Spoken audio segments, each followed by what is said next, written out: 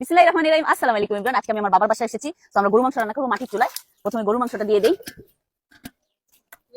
আউ, এটা মাখিয়া বসাইলে বেশি মজা হবে। মাটির চুলায় যদি গরু মাংস মাখিয়া বসানো হয় অনেক মজা লাগে। এখন আমরা দিয়ে দিব গরু মাংসের মধ্যে প্রথমে হলো পেঁয়াজ দিয়ে দিব, তারপরে হলো দিয়ে দিব হলো লবণ দিয়ে দিব, তারপরে হলো দিয়ে দিব হলো হলুদ দিয়ে দিব।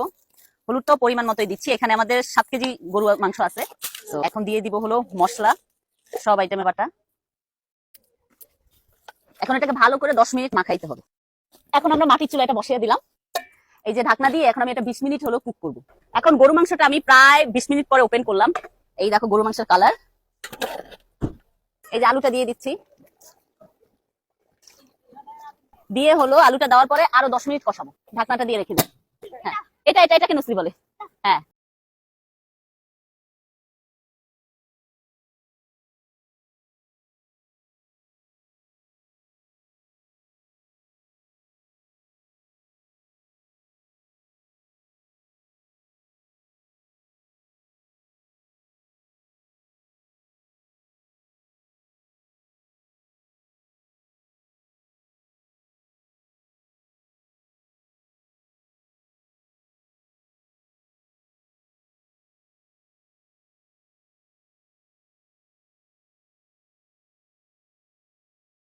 আমরা এখন মলা মাছ বসাবো, যেটা আমাদের পুকুরের ফ্রেশ হলো, একদম ফ্রেশ মলা মাছ।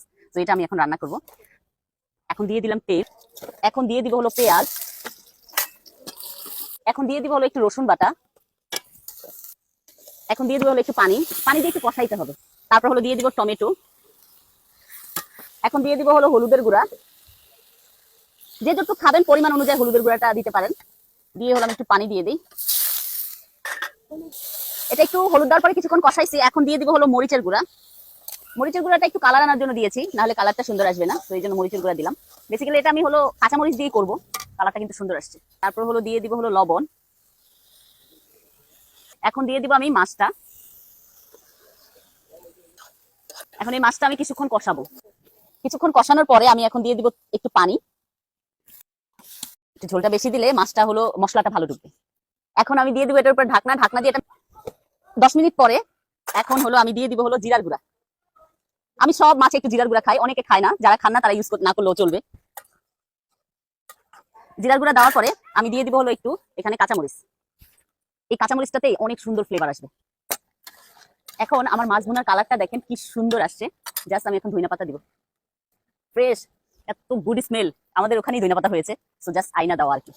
তো এই যে আমার মজার মজার হলো গুঁড়া মাছ রেডি। এটা এখন শুধু খাবো। বিসমিল্লাহির রহমানির রহিম। আসসালামু আলাইকুম এভরিওয়ান। আজকে আমি আমার বাবার বাসায় এসেছি। সো বাবার বাসায় কি রান্না হয়েছে সেটা দেখাবো। তার আগে আপনাদের কিছু সুইট কমেন্ট করে নিই।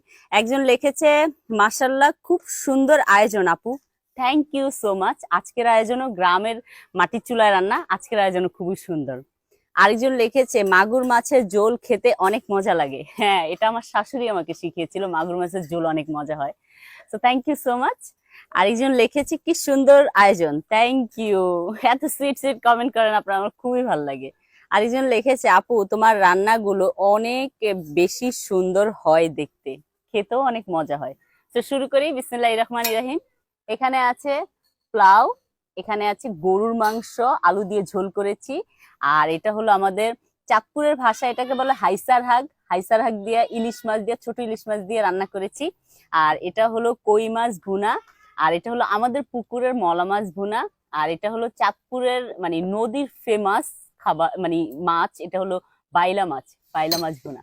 সো এই ছিল আজকের আয়োজন। Thank you so much for watching my video. Bye bye. অল্প একটু দেই, মলা মাছটা দেই।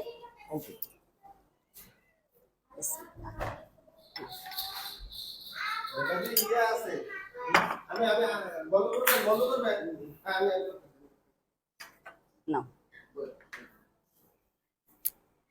চাচা বসেন। জানকে কি দেবো বাবা?